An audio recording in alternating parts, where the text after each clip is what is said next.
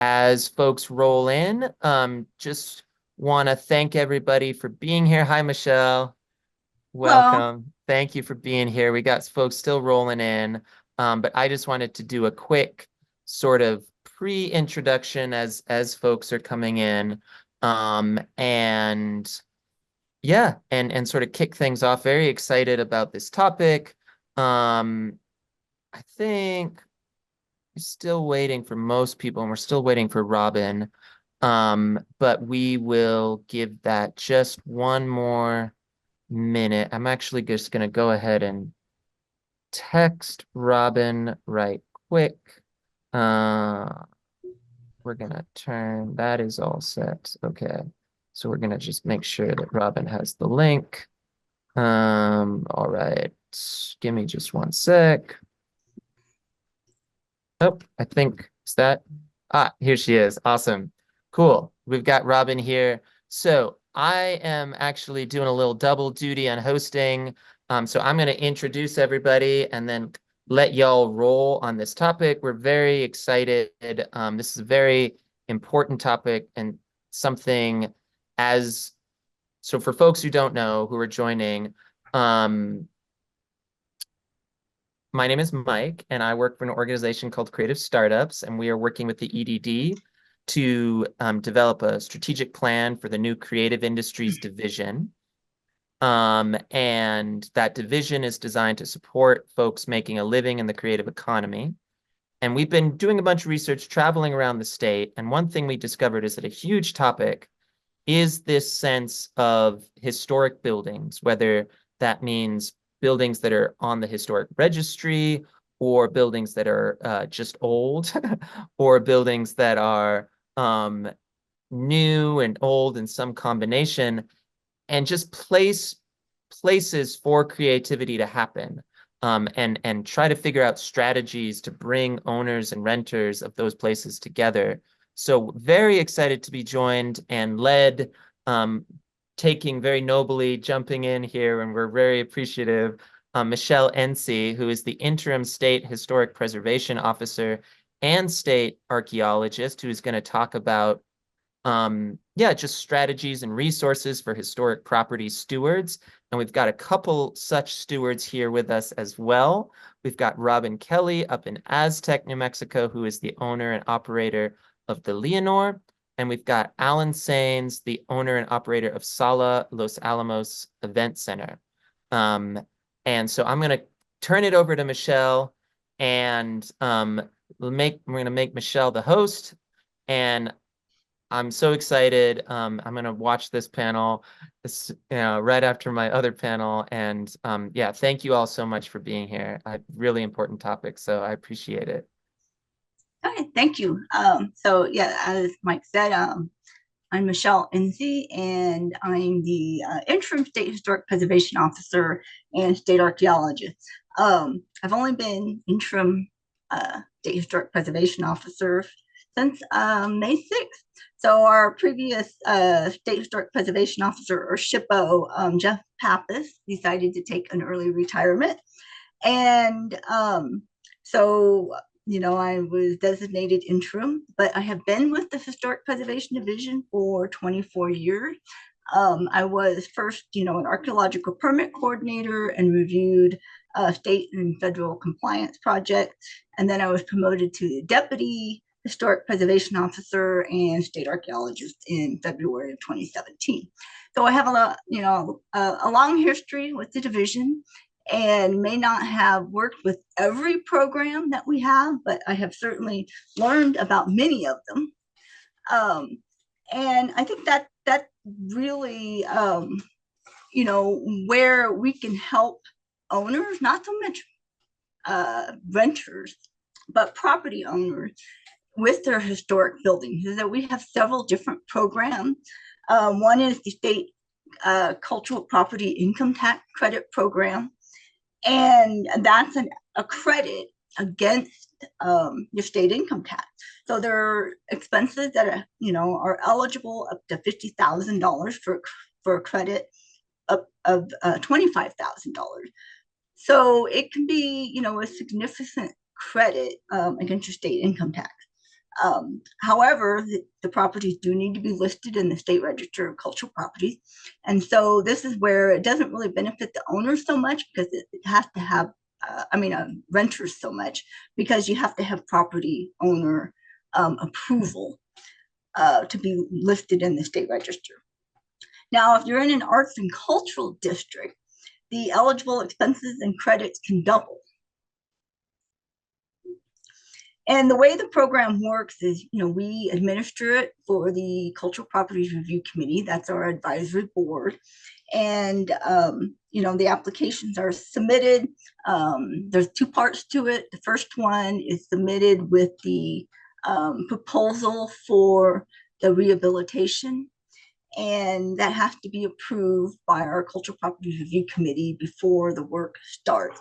And then the second application gets submitted, and that's when the credit is approved. And then, the work has to follow the Park Service standards for rehabilitation.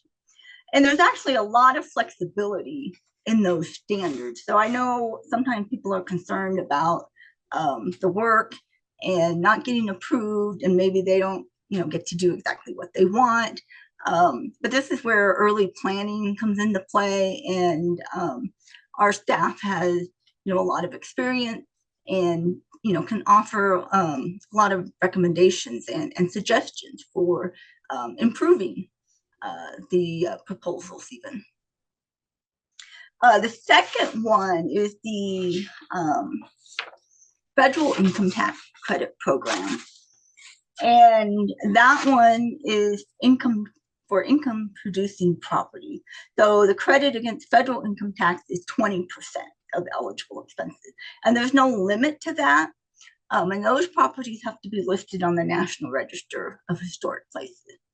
Again, that's administered by our office, but the decisions are made by the National Park Service. And there's the same sorts of parts to the application. You submit it for pre-approval before actually doing the work. And again, you have to follow the MCS standards for rehabilitation. There's been some really successful projects using the federal tax credit program. One is the Castaneda Hotel in Las Vegas. And the other one is, Hotel Clovis. So, both of those were multi-year projects. The Hotel Clovis was turned into rental houses, and it was a $7 million project, and they had a $1.4 million federal tax credit.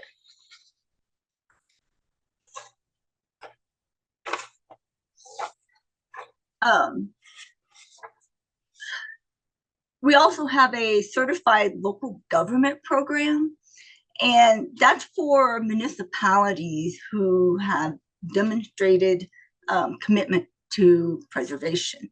So we have 10 certified local governments. Town of Taos is one. Los Alamos County is another. So that, all of these, are listed on our website if people want more information. But 10% of the funding we receive for our office from the National Park Service has to be provided to the certified local governments in the form of sub-grants. And those grants can be used for a variety of things. So if we have historic districts, then you can, the municipality or the certified local government can apply for those grant funds, and they can be used for planning, surveys, nomination to the National Register, rehabilitation work, educational programs and training, a variety of different projects. And so that's where I think, the creativity comes in, because Main Street property owners and renters and, historic districts can get together, and you really approach your community to maybe become a certified local government. Las Cruces has been our most recent one, and suggest some different projects for them. A lot of nominations that we have of historic districts are old, and some of them need to be revised. You can, propose to them that they be expanded, include some more property owners that maybe got left out the first time. To be listed on the register, typically your property is 50 years old or older. And so, of course, that changes every year. More and more properties become of age. And that's not the only criteria, of course. You have to have that historic integrity. Your property still needs to convey that in order to be listed and to be eligible for the state and federal tax credit. So, those are just a couple of our programs. There are other grant programs that are available through the National Park Service. We have a whole list of those on our website. Many of those are grants that are given to state agencies, federal agencies, political subdivision, but some of them are provided to nonprofits as well. So, if you ever have any questions about those, our office can help point you in the right direction. And the other thing is that, every program is a little bit different. So, we can help you figure out what one might be the best. The other thing, I was just trying to think of what I wanted to say, and that is that we do have a mailing list. So anytime a grant program comes up, Carla McWilliams, who is our certified local government and grant coordinator, will email her mailing list and let everyone know of the opportunity. So that's about all I have. It's pretty short and sweet. So are there any questions?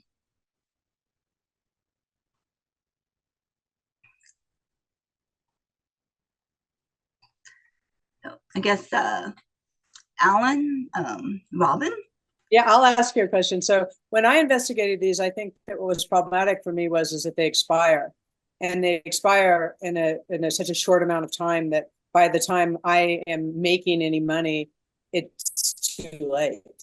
And then the other thing was the wait list. I mean, you have to and maybe I'm not understanding this correctly, or I don't remember it correctly, but you have to get it pre-approved before you can move forward, which makes it really difficult.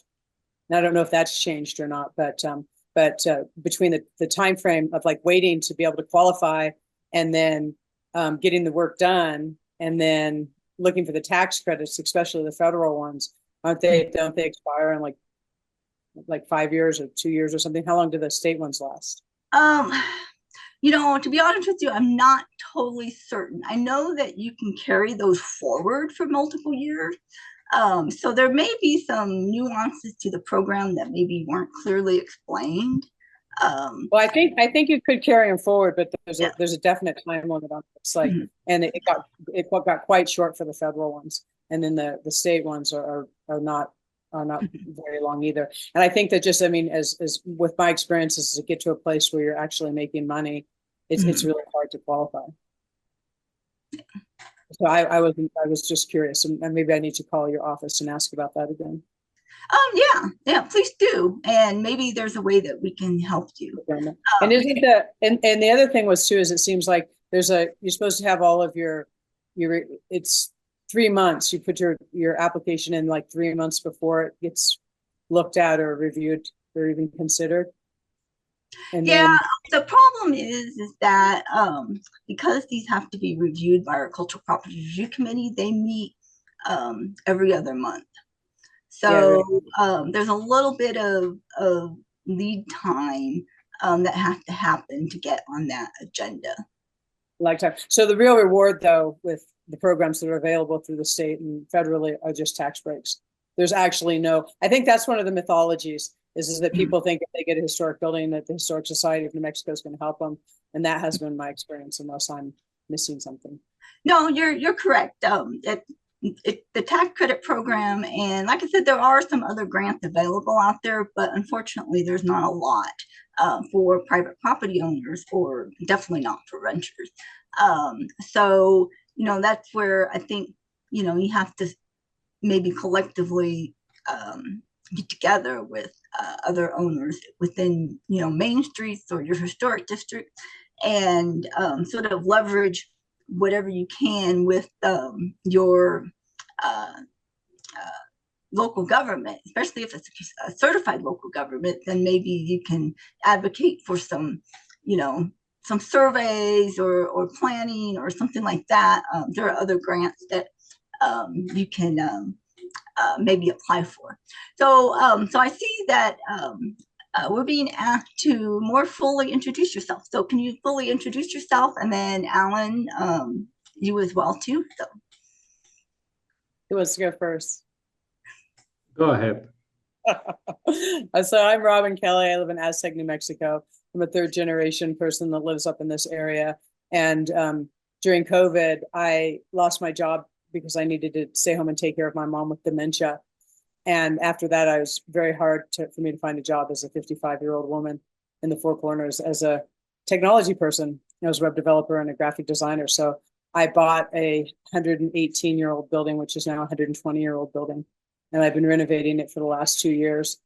And my goal is to turn it into a Airbnb upstairs and then an event center downstairs. And the event center part of it is really because it's very difficult to find somebody that will sign a contract and work with you when you have a building that is under renovation. And the renovation has literally taken 2 years. And so we're supposed to do our ribbon cutting next Tuesday.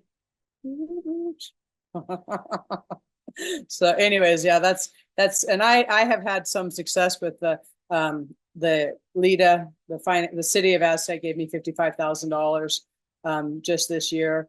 But that was, it was an adventure to get that as far as funding. And then how I was successful in doing that was I started working with a woman named Flo Trujillo, and she was involved with future focused education, and she got me 2 interns, and they were willing to sign a contract with me that they would rent that space 2 days a week for kids to use. So they had a place to have coffee and hang out and study. And that really worked well with an event center, since they're doing it Monday, Tuesday. So they have a safe place to go and have poetry jams or whatever. But she was able to secure funding and 2 interns for me that have worked with me this last year. And she's been extraordinarily helpful. And the other thing she did was she got us involved with the Main Street. And we're going to turn Aztec into a Main Street community. So that's just another layer of it. So yeah, all those little pieces that you were talking about. So anyways, my name's Robin Kelly, and my building's called the Lenore.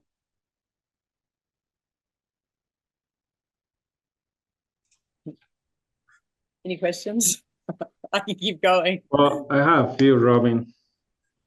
So how old is the building now that Michelle was explaining that it has to be 50 years old?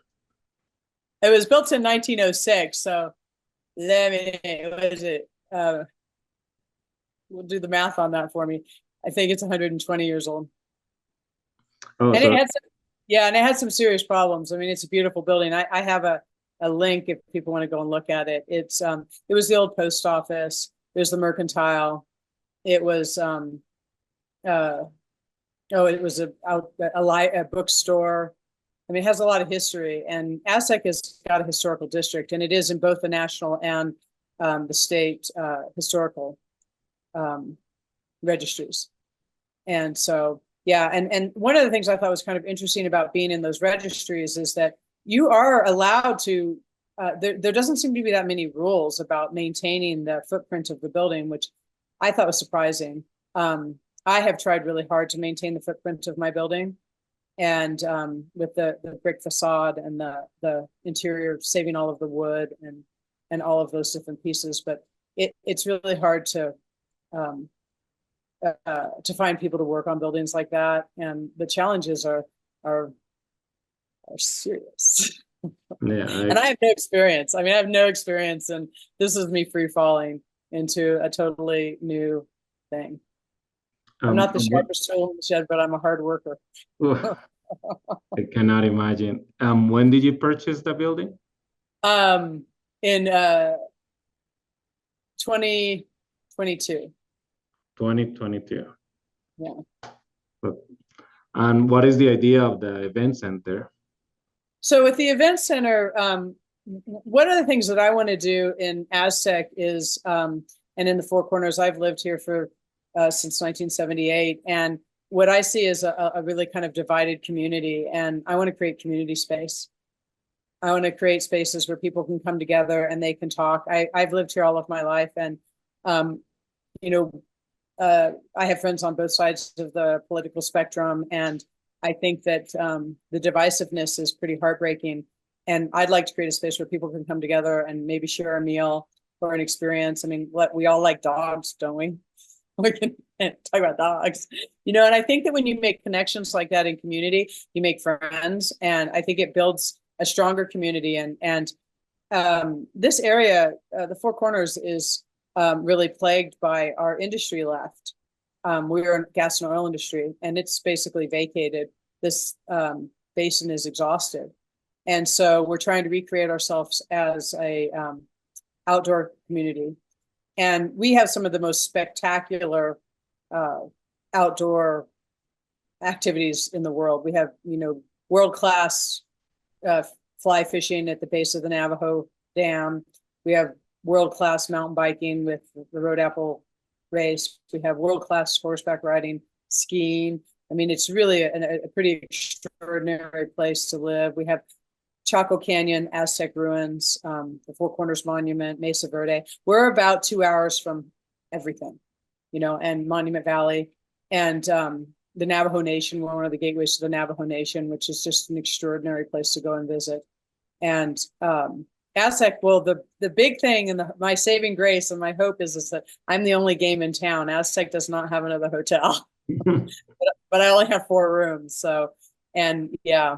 So I'm pushing forward. And I think that one of the things that I'm trying to create too is a place that's very austere, and I don't want it to be, I want it to be quiet and meditative. And the idea behind it is this kind of a European hostel. Either you can rent the whole space, which has 4 bedrooms, a kitchen, and a dining room and a living room, which overlook Main Street, or you can rent one of the rooms and you can go tuck into your room, or else you can rent a room and hang out with everybody else and have a best friend for the day.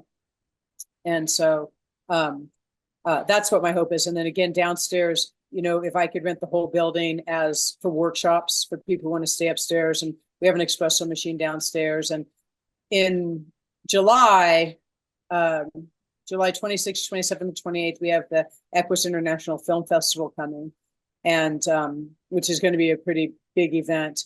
And what we're trying to do with that is create a home for the Mustang Coalition here in Aztec. We're really uniquely positioned to do that because Aztec has a fairgrounds within walking distance of Main Street.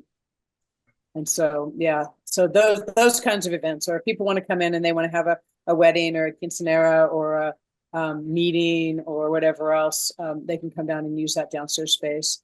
And we have 2 ADA bathrooms downstairs. I've tried really hard to make it very welcoming for anybody and everybody so that they are welcome to come and join us. And our next big thing is the backyard. So, it never ends, man. So Allan, you want to introduce yourself and tell us a little bit of what you do, and then we can probably go back to Robin if there's more questions. And there are some questions that are coming in, so we'll just need to save some time at the end. Well, my name is Allan Saenz. I own and operate Sala Los Alamos Event Center. And we are transforming old movie theater that maybe doesn't fit into the historic category. It was built in 2003, so it's not that old. And, you know, I don't face maybe those challenges of a building of that age, but it has been historic, especially here in Los Alamos, as a community, a local community that multiple theaters have been part of our history. You know, even from 1947, with the Manhattan Project, multiple arts and cultures, multiple theaters that came and closed. And then this theater called The Real Deal closed in 2020 because of COVID. So it was closed for 2 years. And then we, a partner and I, decided to try to bring it back to the community, but understanding some of the challenges of the current entertainment industry. That, you know, even Regal announced that 43 theaters they're gonna close, even the ones here in Santa Fe, and the challenges of Hollywood not making as much money as they used to. And also the challenges of having Netflix and Amazon and all the streaming services has affected movie theaters. So because of that, we repurposed the theater and changing it more as an event center. A need of Los Alamos for many areas, you know, as a community that it is into a lot of science and culture, and also that is a place that there is not a lot of things to do. So we kept one of the theaters to show new movies. So we keep one of the theaters so we can continue showing new Hollywood movies, including the movie Oppenheimer, which it was filmed here in Los Alamos. And I think that was a little bit of the energy to build this theater or to bring it back to be able to see the movie that it was filmed here in Los Alamos, and that That's now great. won multiple awards, and it is being recognized, and that has bring a lot of tourists to Los Alamos as well because of the movie. So now we have a place to watch new movies, and that is important for people of Los Alamos. But we changed one of the theaters. We removed the regular theater seating and put more like couches and tables. So we use that event for multiple events, from birthday parties to live concerts.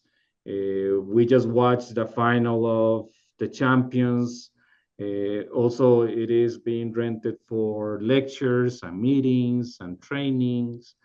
And then we, one of the other theaters that we kept the seating of movie theater, we use that one more like for rentals, specifically for private events, lectures, meetings. But now we're trying to adjust the schedule so we can bring movies at certain times in that theater as well. We do a lot of festivals. So we do multiple festivals in Los Alamos. We do some ourselves, or we rent a space for other organizations to put festivals, which at the end benefits multiple organizations.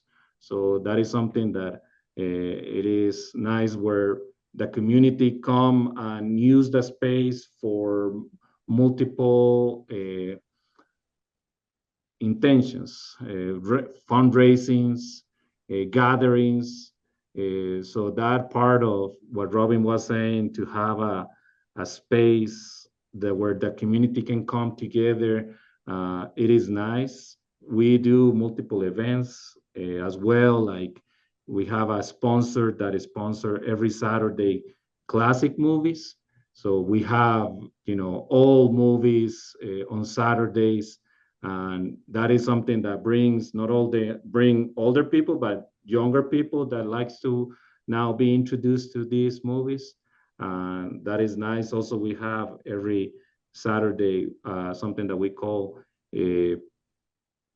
PJs and movies, and kids and their parents come in their PJs, and they have free breakfast, and that is just encouraging on what we're doing. And now, more in the creative part, so it is a fourplex.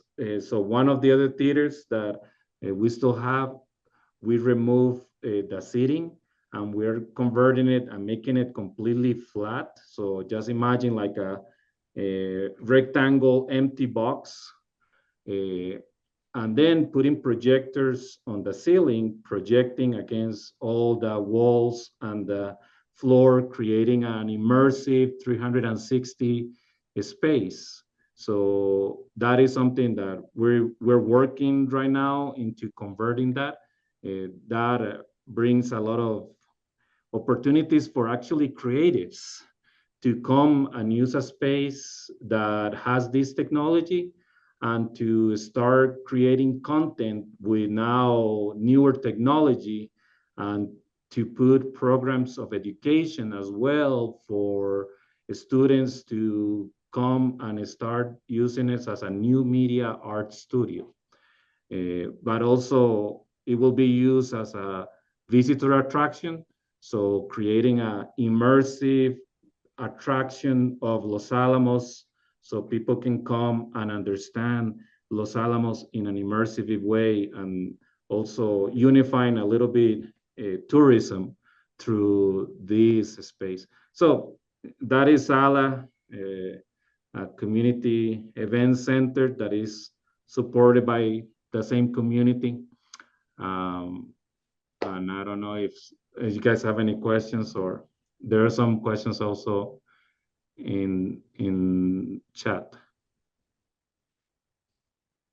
Are the events coming to you, or are you seeking them? So we do some events, like we are gonna be, we do the Oppenheimer Festival, but it's mostly people renting the space, and we help them promote the event and help them that the event goes as best as it can. So we work with them. Oh, that's cool.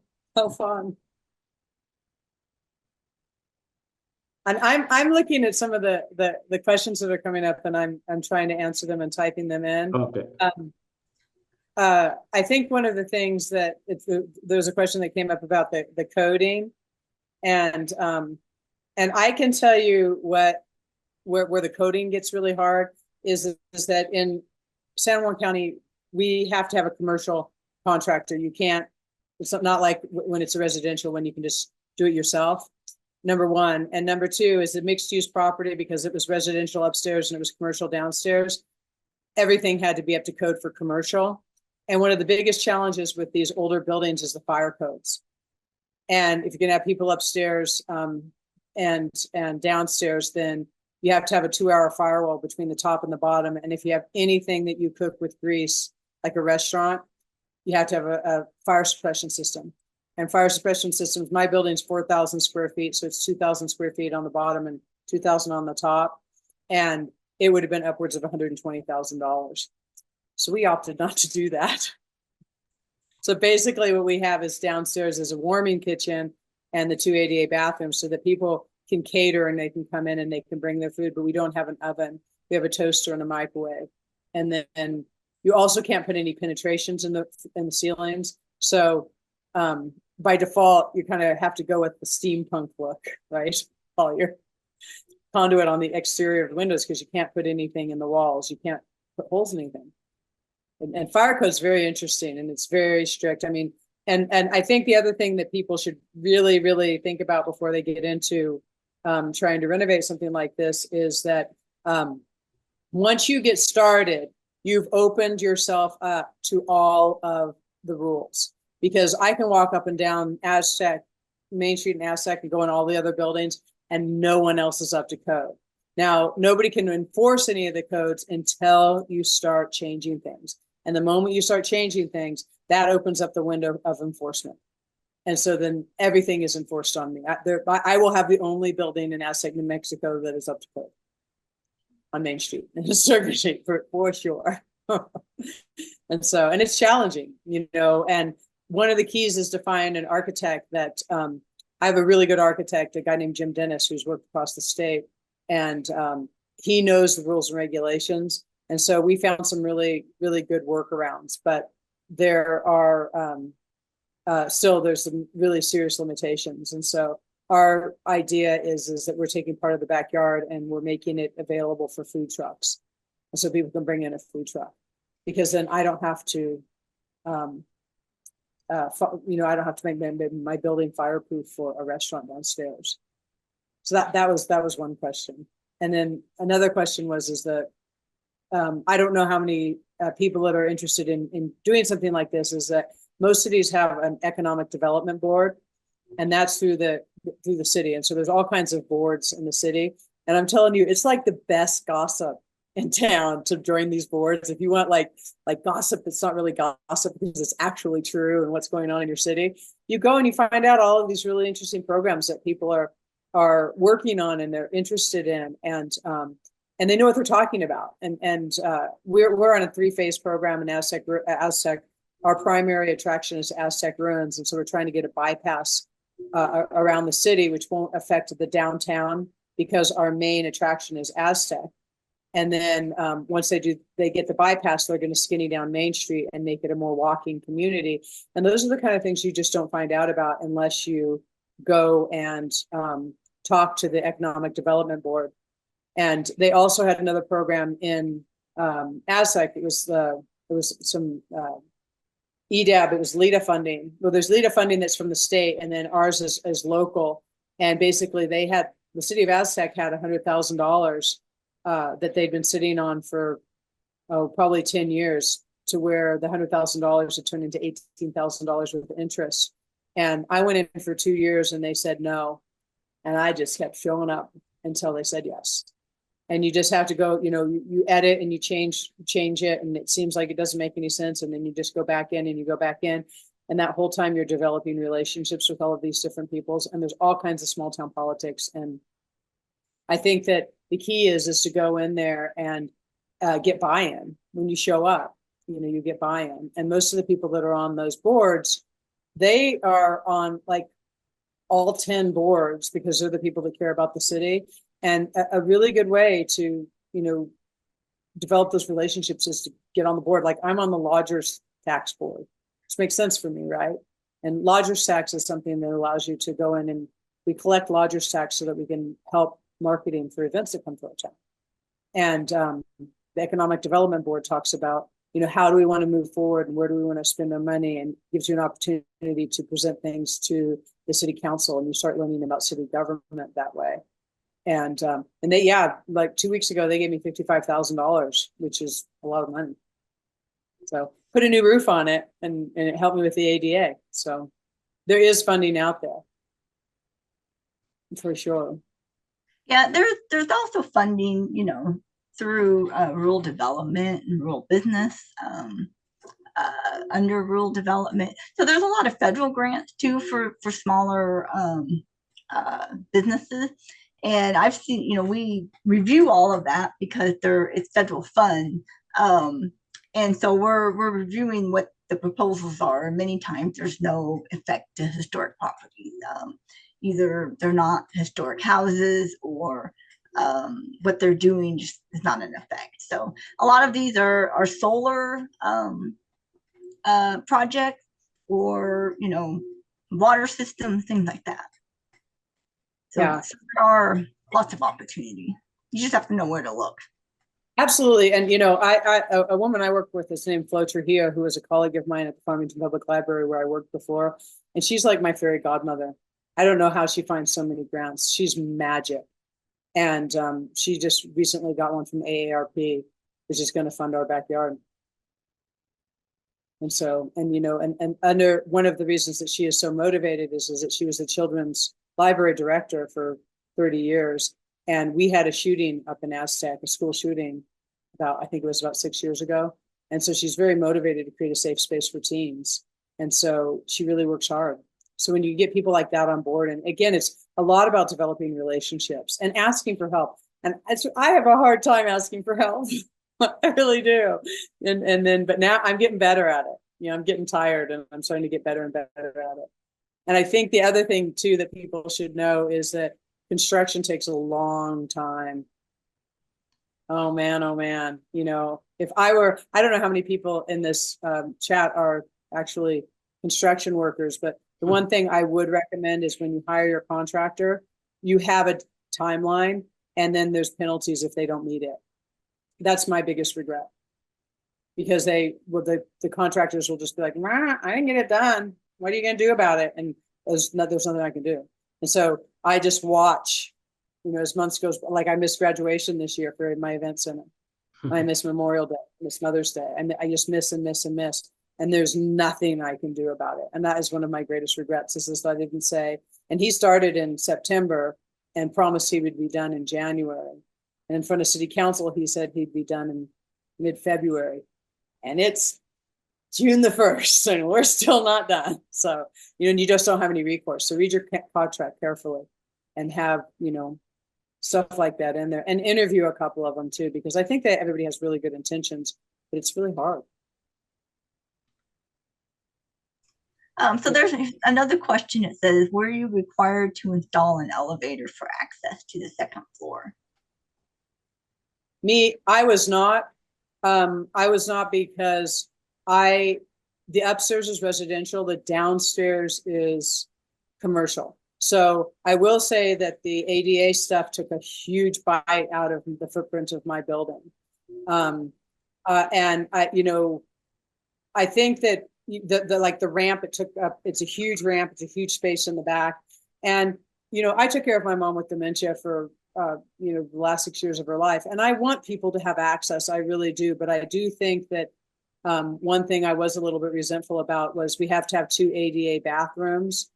And I feel like in a town the size of Aztec, which has a population of 6,000 people, that 1 ADA bathroom and 1 normal bathroom would have probably sufficed quite well for my space, because the ADA bathrooms they're huge.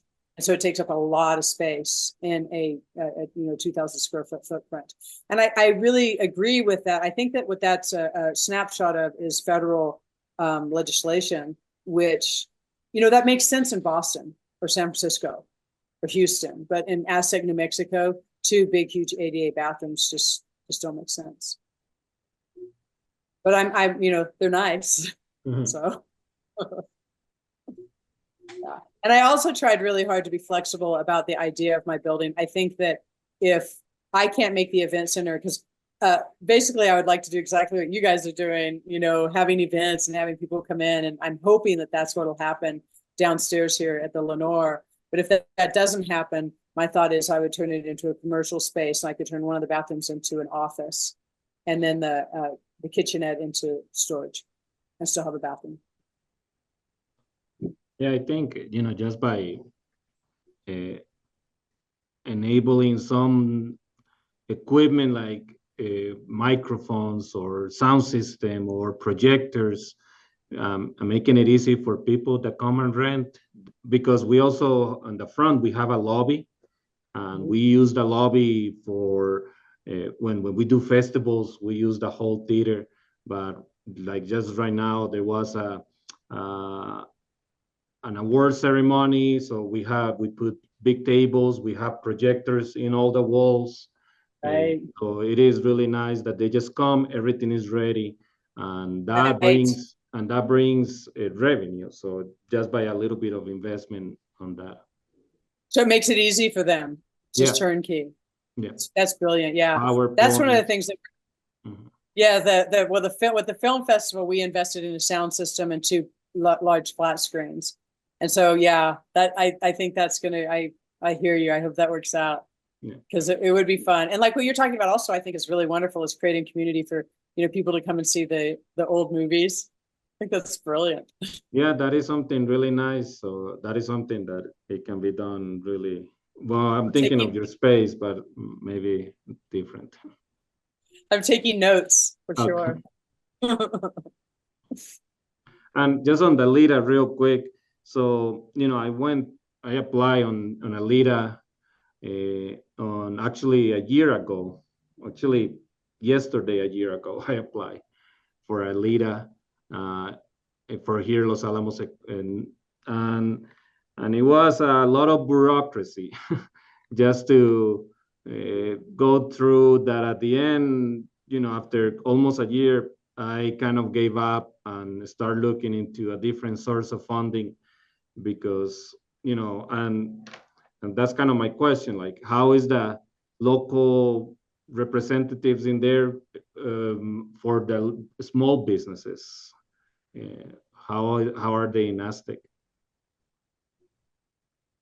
Well, with the statewide LIDA funds, it was much more restrictive. Like it had to be manufacturing. So I didn't qualify for that. But then the locally, if they have funding, they had a set of rules. And one of the things that I was stymied with is I didn't have a co-signer for my downstairs space, although it wasn't in the rules. And I think that part of it is that what happens with those, the economic board, they change. And so people don't know what the rules are, or the city planner changes or whatever.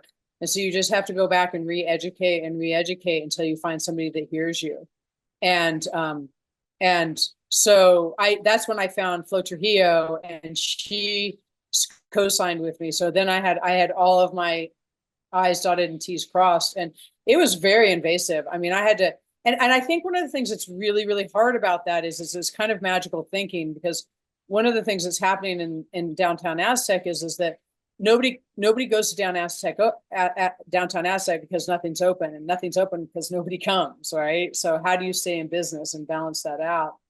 And so it's really hard to project, because they wanted to have, a 10-year projection on what I would make. And I'm like, I don't know. We'll see if I make anything. And we're still waiting on that. And you can't even go to your neighbors and ask them, because they don't disclose that.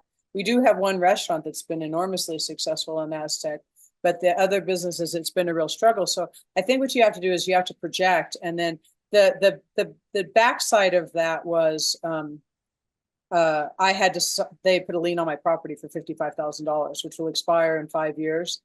But Andrew DeCamille, who is our city planner, he was another huge advocate for me. And he just pushed this through. And he's done everything he can to make this, help me get that funding. But then, the other caveat is that I can't actually get it. I had to come up with it myself, and then they pay me back. And, $55,000 is a big ask. And I have to have my certificate of occupancy. So, and the part about that is that I feel like there's a part of me that's like, well, it's a historic building. It's going to be here no matter what, on one hand. But on the other hand, he's a city government, and he has to answer to the constituents. He has to answer to the taxpayers of the city of Aztec. And I think that that's valid. And he's done a really good job with, holding me accountable. It's not grafty. It's a really good group of people up in Aztec that are very responsible. I feel like, and I trusted them with that. I think they have confidence in me, and I have confidence in me too. So we'll see what happens with all of this. Keep your fingers crossed. And so I don't know. Are there any other questions? I'll look on my Q&A here. Sherry, is it Shani? I have for my glasses. So yeah, there's a couple comments in the Q&A. I don't think they're really questions, they're just comments. So the first one is, if you're the only hotel or historic hotel in Aztec, that is a huge tourism attraction. I'm sure other outdoor recreation activities or businesses might be interested in partnership or support. Awesome, congratulations.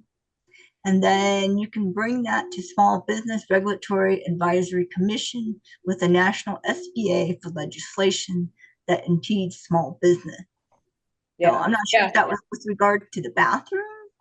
It probably is. And I mean, and I think that's a good idea. I think that if you don't tell people, then they're operating in a vacuum. I think that people are I think people have very good intentions. And then as far as the being the only, I'm not a historic hotel. I'm a historic post office that I'm turning into a hotel. And here, this is the other thing too for people that are interested in renovating an old building is that old buildings are really interesting. Like you have to, all the water has to go to a certain place because you have to have enough slope to get the water from the front of the building to the back of the building. And if the windows go up too high, you have to build channels. So there's all kinds of other really interesting challenges. And one of the challenges with my building is that the entire south foundation had collapsed because it was a rubble foundation, which is still legal, which is basically just river rock and cobblestones that people gathered up. And so we had to literally go in and excavate with buckets to get enough space in there to be able to pour a foundation. So the whole south wall is a false wall. And when you put a wall on the downstairs, you got to put it all the way up because you can't leave the roof with its structure on the outside wall. But I'll put in, I don't know, in comments, I can put in comments. I've changed my, my link now. I'm using a thing called Little Hotelier, which is trying to get guests. But I do have a link that I used to get my LEDA funding that kind of tells the story of the building. And if anybody's interested, and I'm certainly, did I just kick myself out?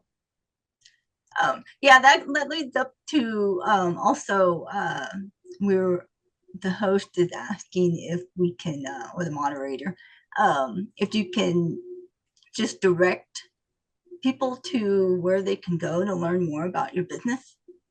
Sure. I'm an olden person and now I seem to have lost my, let me see where you guys are. I'm trying to get back to you.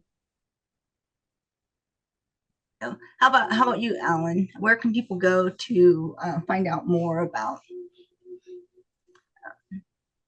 I think you're on mute. So our website, it is sala.losalamos.com.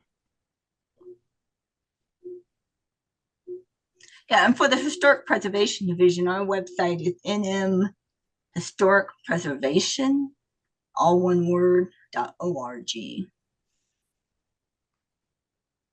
And mine, if you guys can still hear me, because I don't know if I killed myself here, is https //the.lenore.godaddysite.com. And you can also just go to thelenore.com and you can find me there. And I'll direct you to the old one. The old one was my history and everything that I put up for the funding.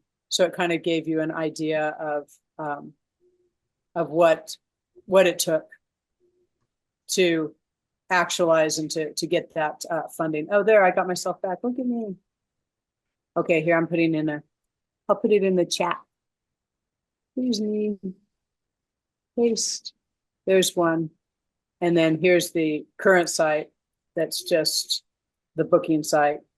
But that's how you can get a hold of me.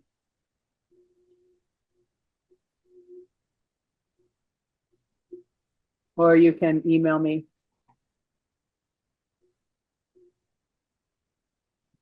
There. You're always welcome to come up to Aztec. We're right between, Aztec Ruins is fabulous, and so is Chaco Canyon. So we're right in between that. And Durango's close too. So lots of really fun outdoor activities to do in the Four Corners. Okay, I think we're about at the end of our time. Are there any other last minute questions that we can answer? Give it a few more minutes.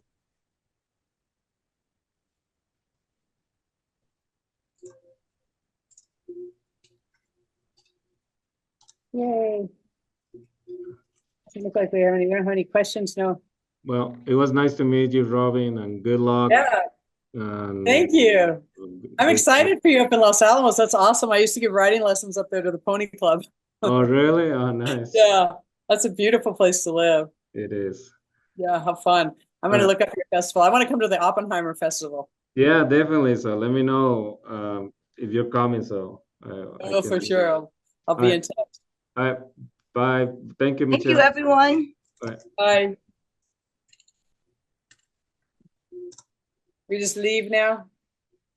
Yeah, and I'll be in touch with you too. I'd love, Michelle, to have the chance to talk to you about some other opportunities, because this project has just been really overwhelming. Yeah, I'm sorry the tax credit didn't work out. You're correct that there is some timeline, but I didn't think it was that short. We've had some change in staff too, so maybe I'm misinformed. That's the other thing too. And I'm exhausted. I can tell you that much. I'm just like at the end of this 2-year road, and I'm just like, wow, I keep staggering around. But it's nice to see a face and have a contact. So I'll reach out to you. Yeah. And another thing that might be kind of interesting for this group to do is something on how to get grants. Because I was lucky enough to come across Flo, who had been a grant writer for the Farmington Public Library for years, but I'm not good at it. Yeah, and that's something we're sort of struggling with too. We started a new grant program at the Cultural Properties Restoration Fund, but it's only for political subdivision. And it's a new grant program, and we just did a round of review for grants. We had 32 applications, and Wow. for $6 million, and we only had $1 million to give out. But some of the grants were pretty poor. That is obviously something that people need help with, and so we're trying to figure out how we can do that. Oh, you mean like the people that were applying that they didn't? Yeah. Yes, because it's the local government. So the same thing that we run into in terms of staff changes. They're stretched pretty thin. They don't have time to do this. Right. And you're sitting there trying to wade through all of them and give people this best help. That's been my experience too, is that the people like you have just they've bent over backwards to help me. I'm just like, I love you so much. Thank you. That's what we're there for. Absolutely. Right. So right. anytime you have a question, feel free to reach out to us. And I will, for sure. We have a staff list on our webpage. So, even if you don't want to reach out to me, there's other staff that can help you. No, I'm reaching out to you. Yeah. I know you now. Yeah.